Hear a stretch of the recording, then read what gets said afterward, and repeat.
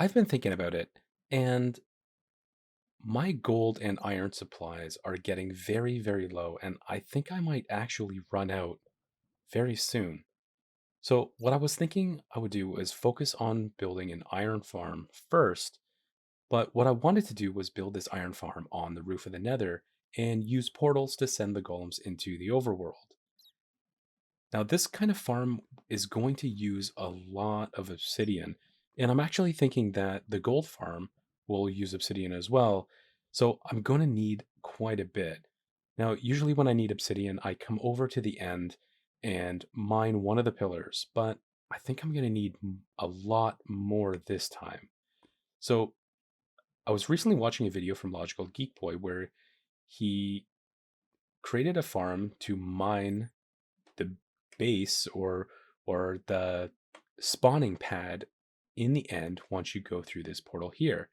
And I'll show you how that works. What I need to do first, though, is make sure that I set my spawn so I come back into this room.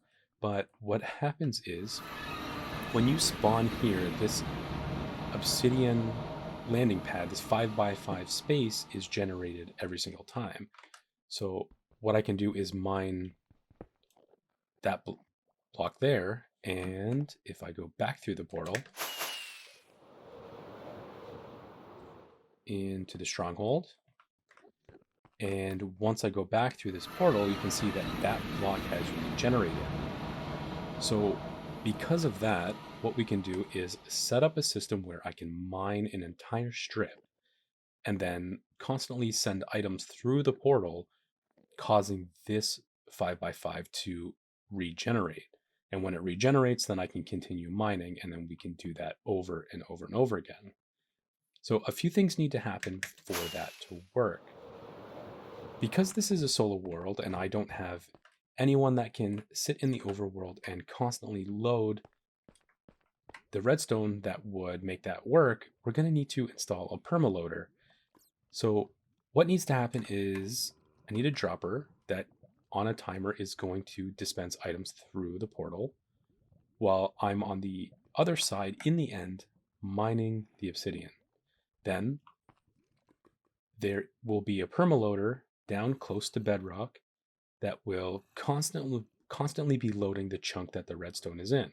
And as long as that is working, then the dispenser will constantly shoot items in, which will trigger the base obsidian or the landing pad. I don't even know what you call it, but that 5x5 square of obsidian will regenerate and then I can continue mining. That's the plan. I am going to get to work and I'll be back once I have more progress. Okay, so for the first part of this build, I need a dropper facing up. So this is facing up into the portal here. And now I need to build the clock. So I will need two hoppers. Actually, let me do this first.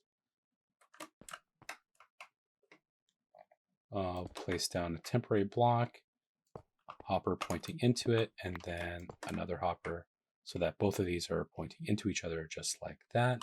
And then I'll take some comparators, point them out just like that, and then take some redstone dust on top here, and then some sticky pistons. Aim for the hitbox on the redstone, just like that.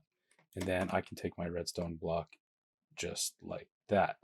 Now, I want to lock this in place so I can turn it on and off just like that. Okay, and then I will need 13 items. What can I spare?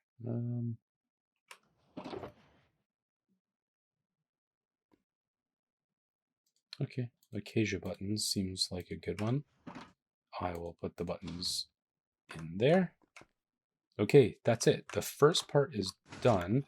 So at least this dropper redstone is done. And okay, so now that'll lock, that'll turn it off. That'll become important because what I want to do is actually from up here, I'm going to completely change this entire room. put a floor in place and then have an on-off switch where I can turn on this mechanism and the permaloader at the same time, so that if I need to mine obsidian, I can just come into the stronghold, turn on the farm, go into the end, and then continue mining. And I'm thinking that I want to add some indicators to let me know if the permaloader is actually working. And that'll make more sense in a little bit, and I will show you once I get that started. I've dug a hole down near bedrock and cleared out a little bit of space for where the chunk loader is going to be. And how this will work is that minecarts will be dispensed through the portal, it will break on cactus, and then immediately be dispensed back into the overworld. By doing this, it'll keep this chunk active. So all the redstone that operates the dispenser that sends items into the end will stay active, so that the spawning pad will keep regenerating. Next, I'll take the exact coordinates of this portal and make one in the end at the same location, ensuring that it's also near bedrock. Now, this chunk loader will technically work at any level, but I want to make sure that it's down at bedrock, away from any other portals that could be nearby. Because if there is something nearby, minecarts could be randomly sent to different locations, and it will unload these chunks, making this whole farm not even function. So hopefully by doing this, it'll make it way more reliable. In case you're interested in building this for yourself, I'm going to post the link to Ilmango's video in the description below. I'm going to skip over the build process in this video because I know I have a lot more to cover, and it's probably not going to cover anything better than what Ilmango already did. So be sure to check it out if you're interested, but I'm going to build this off camera and I'll be back once that is done. Once the minecart enters this dispenser here, there will be a signal. It will turn this off, turn this on. A 4-tick delay will power this block, which will repower the dispenser and then send the minecart back in through the portal. So to test that, what I'm going to do is take the minecart and place it into this hopper. There we go, and it sent it right back. So if I wait here just a few seconds, you should see the minecart make its way back. And it looks like everything is working as expected. I guess the only thing left to do now is to test to see if this works while we're in the end. Okay, now that the permaloader has been completed, now it's time for a full test.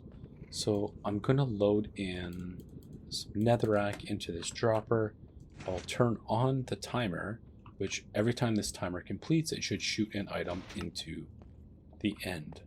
Okay, so let me head over there now.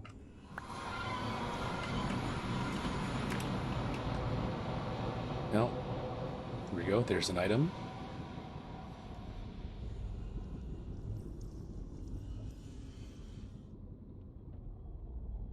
Okay, so the permaloader seems to be working. Now let's see what happens when I mine this block.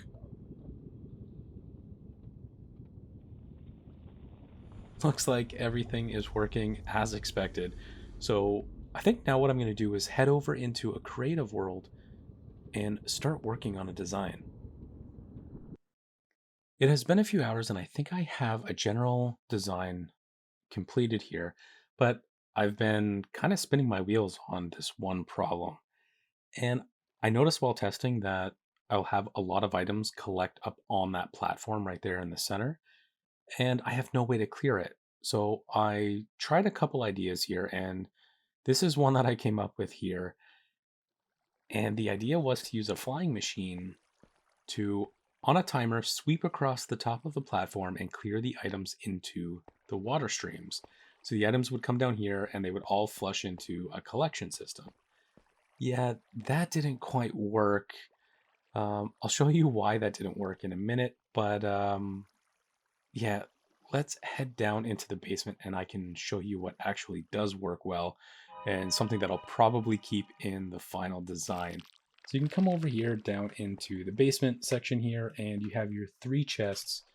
There is a shulker box loader that will package up all of the obsidian and place them here into the center. This one over here is where you can put your empty shulker boxes to reload the system. And then this is where all of the portal blocks would end up. So in case you wanted to recycle them, you could come over here, grab the blocks, go back into the portal room, and then refill the dispenser there. Then you can come over here, and once you hit this button, a double piston extender will push you up, then put you at eye level where you can mine. Okay, I think I missed a block there. That's okay. And then once you're done, it'll bring you back down, and then you can collect your obsidian and then move on. Then around the back here is where everything collects up. Now this is where the shulker box loader is fed in. Then once the shulker box is full, it will break, go into these hoppers, go down into this dispenser, and then shoot up through this water stream into the center chest right there. Here's how this will work. Once you hit the button and you shoot up, that triggers the system to turn on, and then this clock will turn on, and then every time that the clock completes, a signal will be sent up to the flying machine over here, and it will launch. All right. Now, in theory, this is a great idea. Well, at least in my mind, it was a great idea because it solved the problem. It pushed all of the items into the water streams and everything collected just fine. But I forgot one crucial detail. Not only does this platform respawn 5x5 or 5x5 in a square here, but it also 5x5 vertically. Yeah, so I'm going to head over into the portal room, turn on the dispenser, the portal dispenser, and show you what happens. Okay, the farm is active and items are now streaming through. So let me come over here and just send off the flying machine. So it's going across, and just like that, it disappears. Yeah, that's not good. Looks like I'm going to have to go back to the drawing board and come up with a different idea. I don't even know if this is going to be possible, but let's see if I can come up with something. Fingers crossed here. I think I've actually figured it out. I didn't think it was possible. It was taking so long to come up with something. I thought I was going to have to just abandon this and move on to something else, but it's actually working. I had to change the design a little bit, which actually kind of works out pretty well. This is originally what I wanted. I wanted to have the leaf blocks at the top, and so you can kind of see through. And I guess before I put them too low, and when I came back into the end, they disappeared. So I kind of just left it alone. But they're back now, and I really like that. It's all enclosed, which is good. But I did have to change a few things, like move this tunnel. So when I build this in my survival world, I'm going to have to move this over just out this way a little bit, and may have to change this here, which is not too bad. Shouldn't take too long to do that. But the main reason is because I decided to use water to clear this out. And I tried this originally, but I couldn't get the water pattern to actually flow straight down because of a few things. It would kind of bleed into this area here, and then because the water would go off the edge or down the elevators, that it wouldn't flow straight. So instead what I did was, when you activate it, this will drop down, this will come up to create a straight line, and then this will open up so that all of the blocks will be flushed down here into the hoppers. So let me activate that and show you what it looks like, because I do have the chunk loader running. Okay, so now it should be on, and there we go. There's the water just flushing down, and now when that loads, it'll delete the water, and because the water is flowing behind it, it'll just continue to flow, pushing the blocks down here. Now, this block, it doesn't have any water on it, but what I did notice is that anything that does generate in this world is right over here, and it never reaches here. So I've been watching it for a few hours, and on Tick Warp, and it never hits there. So yeah, so I think that's okay, and it never passes this line because of this change here and that block. So yeah, all seems to be working. The next thing to do now is to take this general idea and go start building it in survival. So I'm gonna head over there now, and I'll be back when I have a little more progress. Okay, well, not quite what I had planned. I started building, and I quickly ran out of purple blocks. So I came over here off camera and built a very simple coarse fruit farm. And I didn't show this because this one has been around forever, and there's plenty of videos on this. But basically, what happens is I set up the plants in a pattern so that they all grow. But what I did here in the back is 2 blocks up, I added a glass pane in different spots. So basically, what this does, it will force these coarse flowers to basically spawn here, but there's still enough room for the plant to continue growing. And you can see some of them stop completely just like that, but others will just keep on going. So I'll just come through here with an axe and just kind of knock these down just like that. I'm not worried about collecting them because the water that comes out of this wall here will make sure everything gets collected in the bottom. So I'll just come around here and just take off as many as I can. And that might be all I can reach. But I do have the infinity bow, so I can just shoot them just like that if I find myself running low. I've been here for a couple hours, and I have a whole bunch of these already, so I'm not going to waste time. So basically what happens is that I come over here, press this button, and then the water will release. And I have it set on a timer so that it's long enough that it'll stay open until the water reaches the bottom, and then it closes, flushing everything down into this water stream. Then I can come over here, collect everything, and then I can store my chorus flowers, and then take the chorus fruit, and then I divide it up between these 2 chests here. Just like that. That'll divide it up between 4 furnaces, and then I have a whole bunch of sticks that basically run through these hoppers here. I'm not worried about equal distribution. These basically fill up to 100%, and then it'll just naturally fill all of them up equally once they're all full. I'm not worried about efficiency. I just need to really get these smelted so that I can make more purple blocks and finally put a wrap on that build and move on to the iron farm, which I'm really looking forward to building. And you can see I have quite a few popped chorus fruit here, and I don't know if this is going to be enough, but it's definitely enough to get back to building. I've been working on this for the last couple hours here and making some good progress on all of the redstone down here. It's kind of tricky working around all of these blocks and the scaffolding, trying not to fall into the void.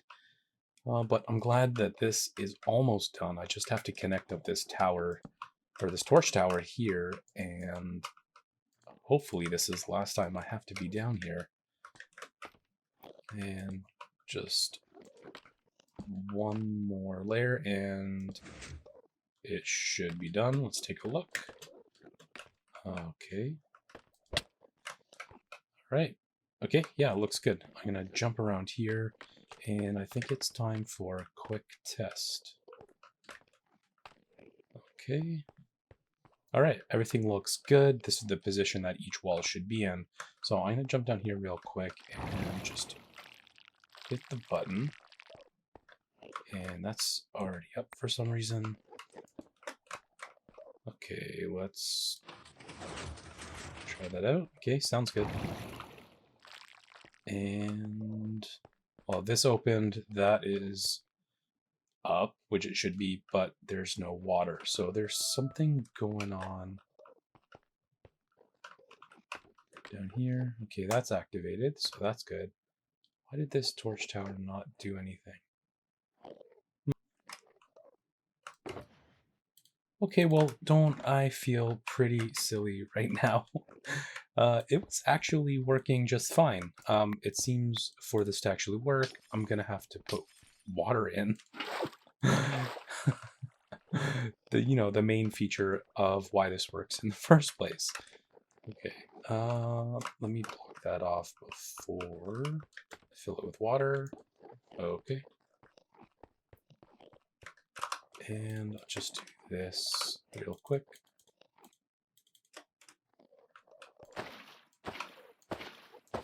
Okay, and make sure the water flows. That block is going to be fine. I'm not going to worry about it.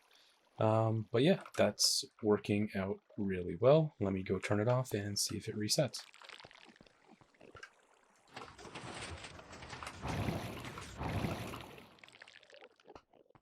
All right, perfect. And I should get no water spilling over. All right, that's looking good. Well, the water elevators are now back in place. I did end up building them one block to the right, and it made it super uneven at the top. So I tore it all down and rebuilt it. Just looking at how uneven it was at the top, I really couldn't live with it.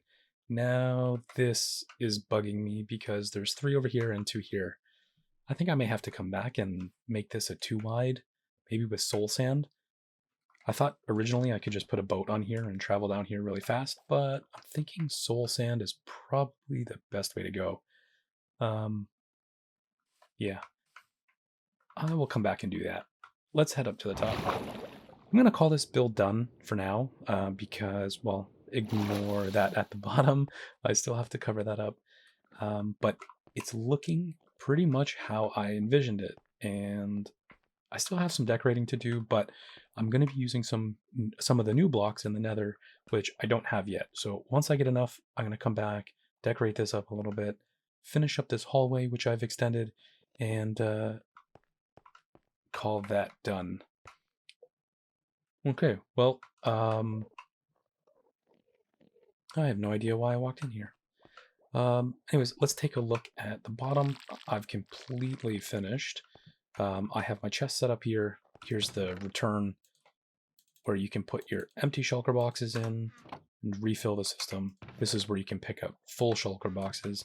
And this is where the miscellaneous items that come through the portal will appear and come down here, so you can refill the overworld if you need to, so you don't run out of items.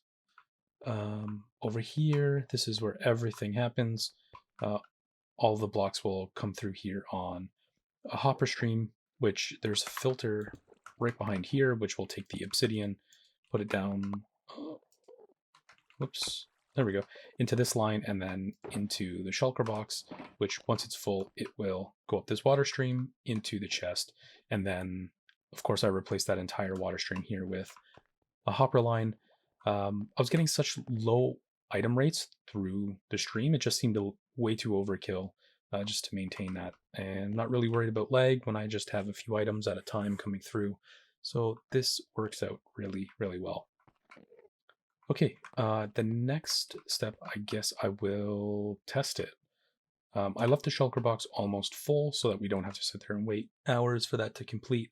But I guess now I have to go and turn it on. Take a quick trip over.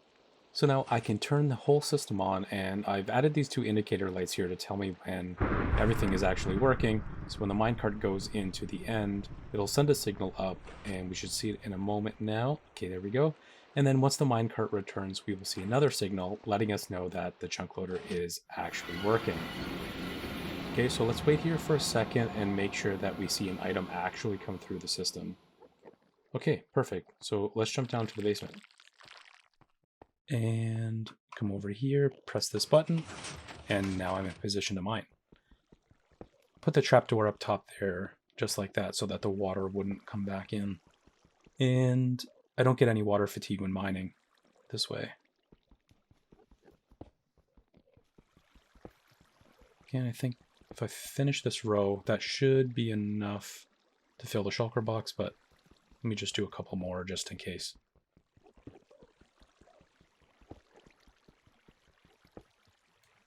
Okay, and then once I'm done, I can hit that, and that'll turn everything off, and there we go. There's a full shulker box of obsidian.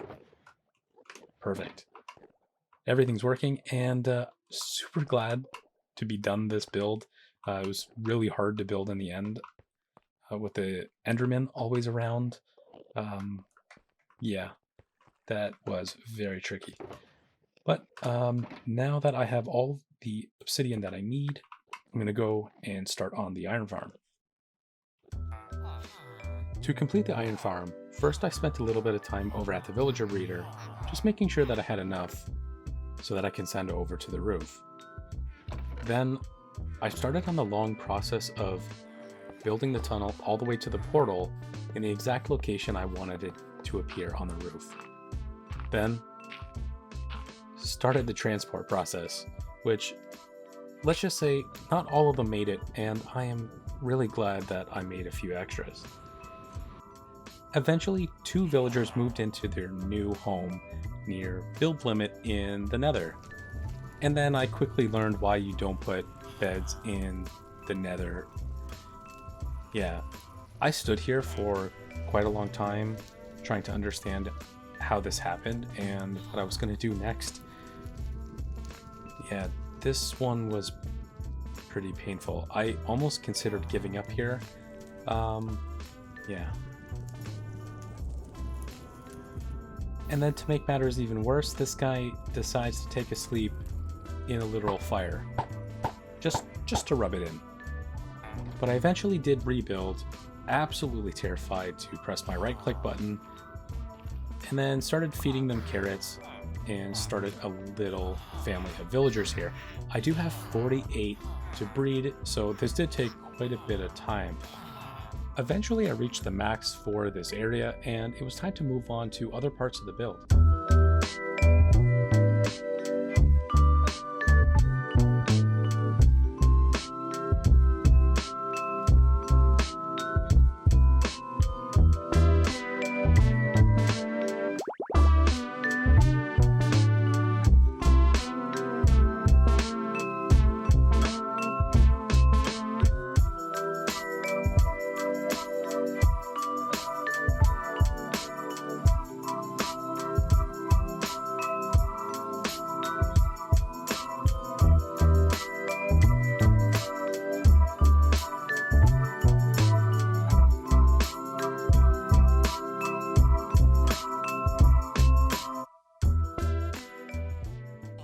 I'm currently moving villagers down into each layer, and I'm finally on the last one. This has been kind of tricky to get them in the right spot, and moving down each layer, I've had to set up a little rail system that would drop them down layer by layer, and hoping that everything works correctly. Let's see here. Okay, perfect. So he goes down onto the track there, and then on the activated rail it will pop out into this block, and then I can open up the piston, dropping him down into place. I was really nervous about this part because pillagers can get kind of angry, and I really didn't know how I was going to do it. So I just started with a path just so they would follow me up and kind of dance around the portal a little bit until they got close enough, and then I could try to trick them through. And this time I got a little lucky, and I got 2 for 1. Once they go through the portal, they fall into traps on either side. I have 4 in total, and then from there I can send them off into their individual cells, which would make it easier to pacify them. And once they could no longer shoot any more arrows, I put down some more rails and sent them on their way to their temporary home right next to the iron farm.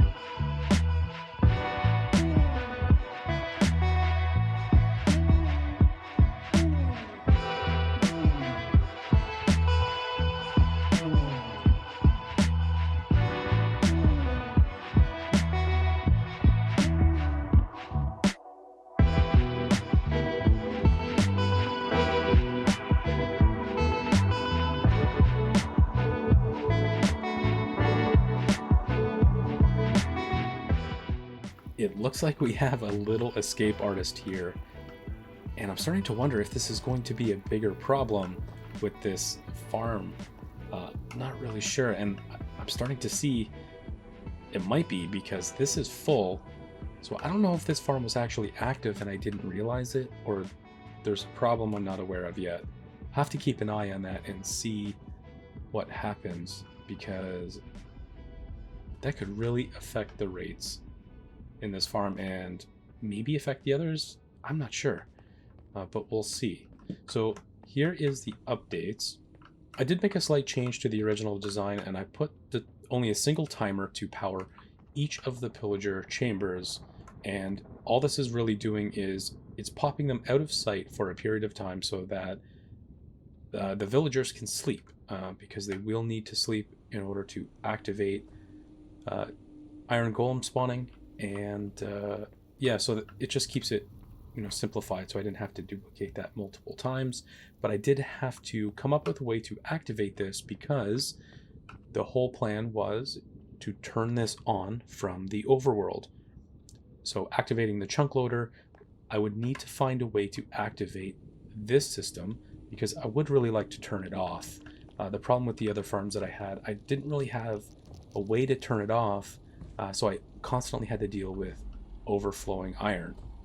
So what I did was build this little box here, and it has a light to tell me that it's on, but I dug a 3x3 hole in the roof, and it goes all the way down to the chunk loader. When the chunk loader is on, this block is up, and it powers this clock here, and when that'll activate the entire system. When it's off, all of the pillagers are lowered so that they can't be seen by the villagers. So if we go over here, and if I can align this right, let's go down and look at the progress here. So basically what happens here is that once the minecart comes over, we'll read a signal from the hopper, which will turn on this countdown timer. And I'm going to post another tutorial on this because I think it's actually kind of cool. It is a simplified version of another countdown timer, but it uses less blocks, and yeah, I think it's kind of cool, and I'd like to share it. But basically what happens is that there is a comparator countdown timer here, which actually just locks with a full signal strength, and then when the timer completes, it will take down one signal. So once it gets to 0, it turns it off. And I needed a long countdown timer that was able to reset automatically once the minecart returns, and yeah, this worked out really well. So now let's jump over to the overworld and turn everything on. So long term, I plan on connecting this up to the pyramid and coming up with some sort of system that the signal will come over here and turn on the chunk loader. But for now, I'll just turn it on just like this. And I'll wait for the minecart to go through, because this will load the nether, and then once it returns, I can hop on back over. Okay, and you can see that the clock is already active. Okay, the light is on, so it has a signal, and then the minecart comes back and it turns it on.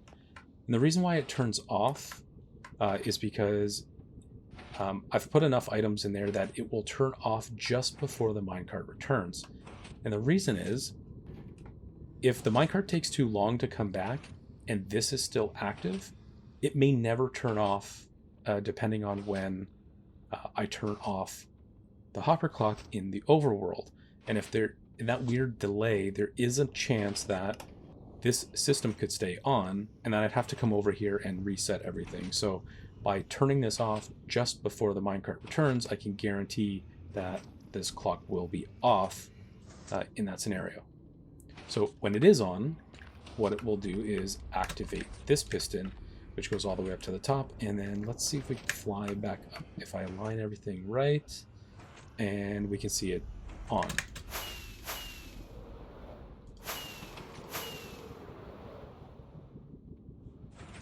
Okay.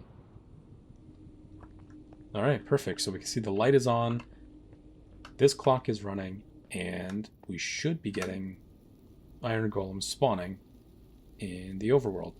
So I'm going to go through here, and we'll quickly fly over and see what that looks like. I'm actually excited to see, because what I had envisioned was a constant stream of iron golems falling from the sky into lava. So let's see how that looks. Oh, wow. Okay. We get a good position to view this. Let's see. Here we go. Okay, we got two.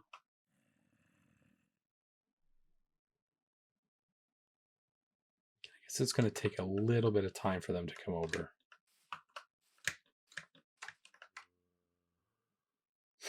That looks so cool. You know, the main idea for this was that we'd have iron golems streaming from a portal in the sky into the lava, kind of like how iron ore is smelted in this big vats of molten iron. And then once they're processed, I'm going to send them to tubes all the way into the storage system. But for now, I'm just going to stick with this. Because I've been working on this for a long time, and I kind of want to move on to something else just to change it up, and then I'll come back to this once I'm ready to put the storage in the pyramid. But wow, that is a lot of iron golems. And maybe I should check the chests here. Okay, you can go. Wow, okay.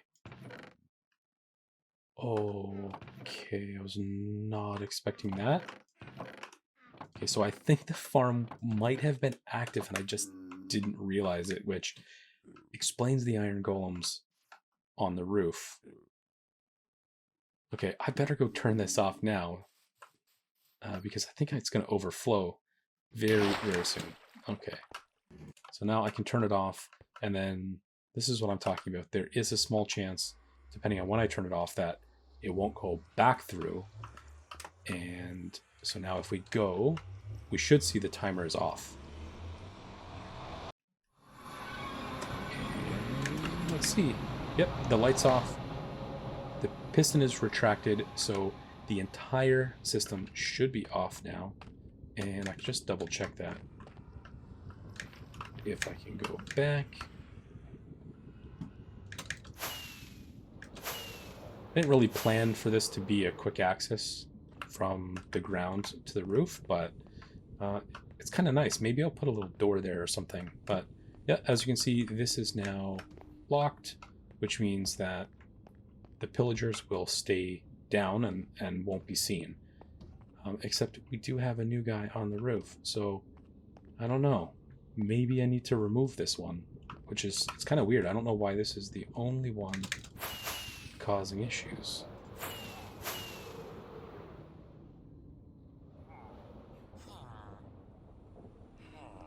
I don't really see any of the others.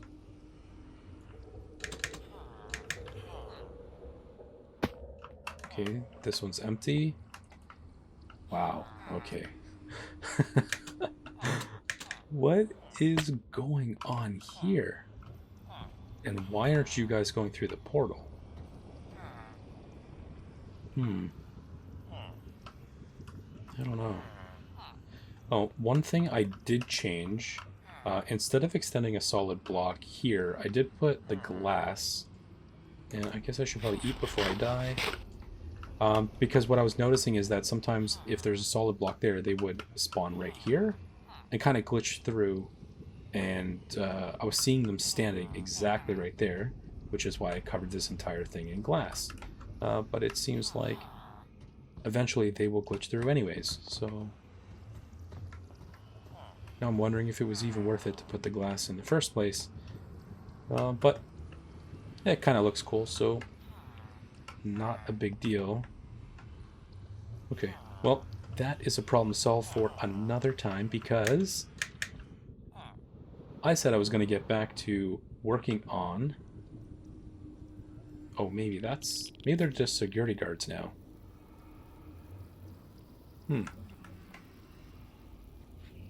Just keep you there to take care of all of the big ones.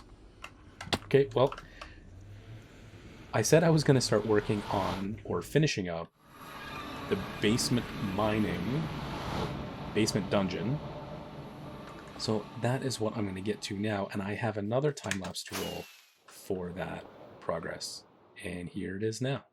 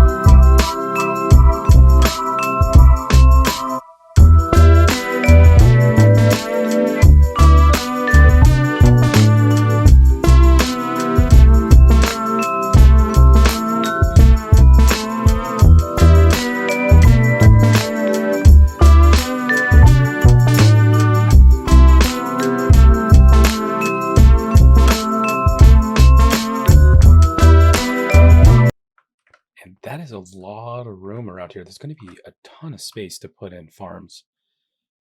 But I still have a lot to go down towards bedrock. So I think this is going to be enough space to put in some TNT perimeter builder. I don't even know what you would call it. Just to help me dig the hole and drop the TNT down.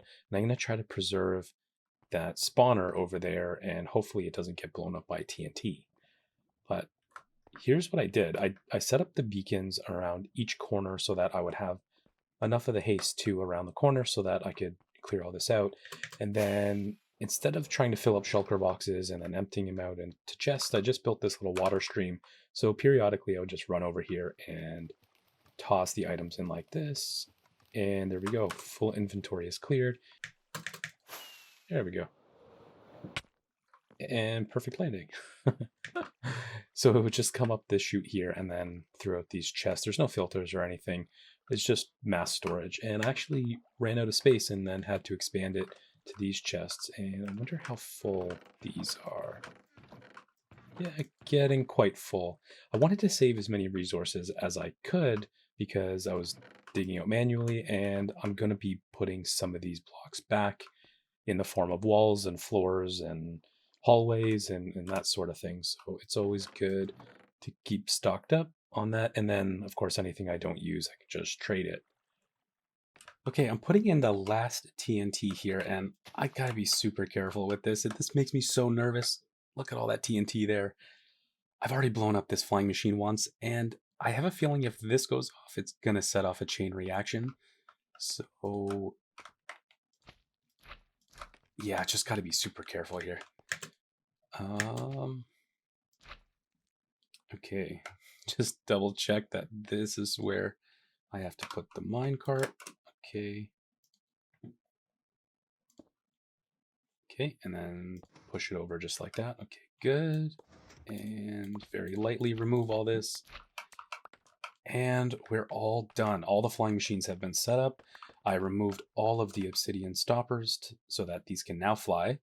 The returning station, I guess whatever redstone, to return these flying machines is all in place. And I have the launching mechanism. Now, in a test world, I did set it up so that this would continuously run back and forth in a loop if you turned on another redstone piece. But in testing, this floor right here is not low enough, and I will definitely have to rebuild a lot of these flying machines if TNT does bounce up and blow up the machine. So that is most likely going to happen. I'm counting on it, and I just decided that I'm going to trigger this each flight back and forth manually and then fix anything as we go.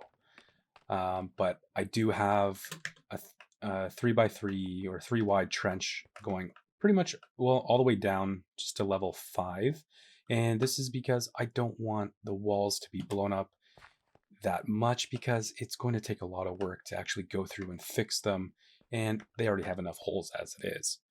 So I'm going to clean up the rest of this area, take down all of the scaffolding, and get ready to do the first launch. Okay, I've cleaned up everything, and I decided to take this down another 4 or 5 layers. And really, I'm just super paranoid about the TNT bouncing up and destroying the machines. And I realized that once the TNT goes through, all of the lighting is going to disappear. So if I need to make any repairs, it's going to be in the dark, likely with a lot of mobs spawning. So I just thought I would just play it safe, go down another 5 layers, and hope that that is going to be enough. But I am ready now to test it and see how this goes.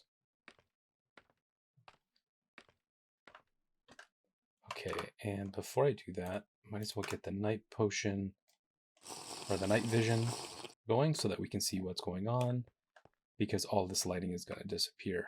And okay, here goes.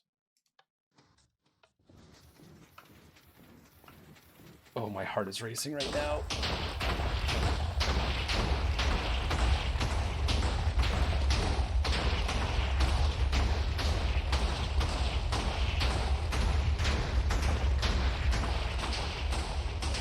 Oh, wow. I think I should just fly out. That is so loud. Wow. It's so far so good. Nothing is broken yet, which is really great.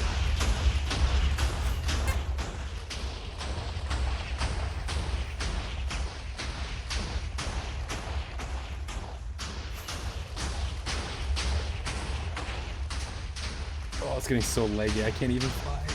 Ah. Okay.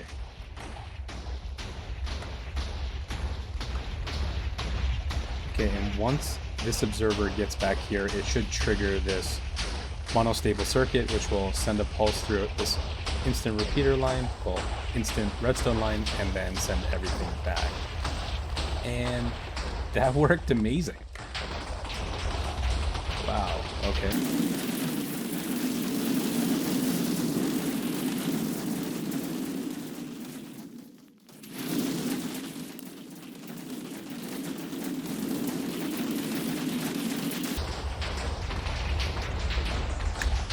Oh! You have got to be kidding me.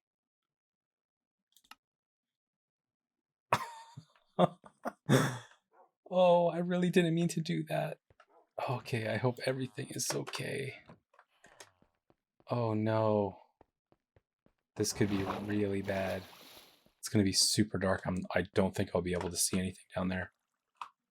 And there's lava. Okay. Oh, this is bad. This is really bad.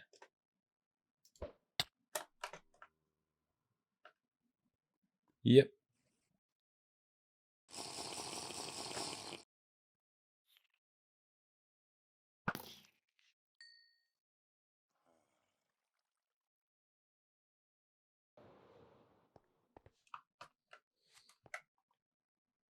All right. Well, I think this is time for round 2. Just double checking. Yeah, I think I have everything back. Okay, here goes.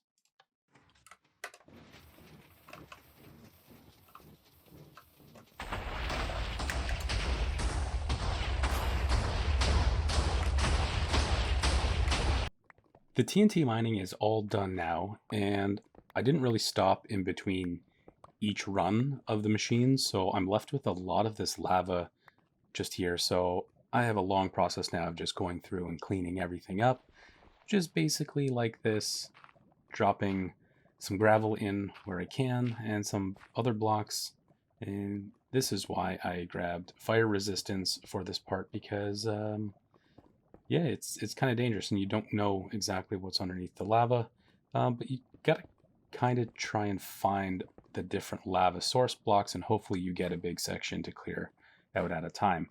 I recorded all of this. It's super boring and repetitive, so I'm going to skip over this whole thing and come back when it is finally cleared out. I think this video is going to be super long, so what I'm going to do is grab a night vision potion so that I can show you the progress of the dungeon, and you can see everything a little clearer.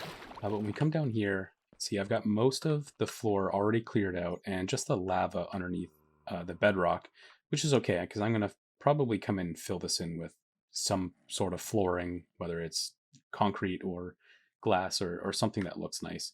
You can't really see it now, but as soon as I take the night vision potion, you can see there is a ton of these floating blocks, which I should have taken my time in between each pass of the miner and clear all that out, but I didn't. I got a little bit too greedy and wanted to get this finished, and I think I ended up causing myself a little more work by doing that. So I'm going to end this video here and clean this up off camera, but I really do hope you enjoyed this video. If you did, please leave a like, comment on the video, tell me what you think, and I'll see you in the next one. Bye bye.